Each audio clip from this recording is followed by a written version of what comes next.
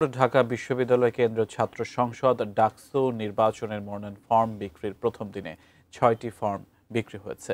আগামী ৯ সেপ্টেম্বর ডাকসু নির্বাচন। এ নির্বাচনের চিফ রিটার্নিং অফিসার অধ্যাপক ডক্টর মোহাম্মদ জসিমউদ্দিন জানান, মনোনয়ন ফর্ম বিক্রি চলবে ১৮ আগস্ট পর্যন্ত। এবার মোট ভোটার ৩৯,৭৭৫ জন। নির্বাচন সুষ্ঠু ও সুন্দর হওয়ার প্রত্যাশা করেছেন অধ্যাপক ডক্টর মোহাম্মদ জসিমউদ্দিন। শুধুমাত্র পরিচয়পত্র বহন করবে তাদেরকে আমরা শুধু ক্যাম্পাসে এন্ট্রি দিব। এতে হবে কি, তাহলে বহিরাগতর যেই আনাগোনাটা এটা কমে যাবে, আর চতুর্দিকে নিরাপত্তা বলয় থাকবে। ডাকসুটো সেরকম একটা রোল মডেল ছাত্রছাত্রীরা তৈরি করবে, যেটা দেখে বাংলাদেশের অন্যান্য বিশ্ববিদ্যালয়গুলো আমাদের ছাত্রছাত্রীদেরকে অনুসরণ করবে এবং গণতন্ত্রের যে সূতিকাগার ডাকসু, সেখান থেকে তারা তাদের নেতৃত্ব তৈরি করবে আগামীর বাংলাদেশ বিনির্মাণের জন্য।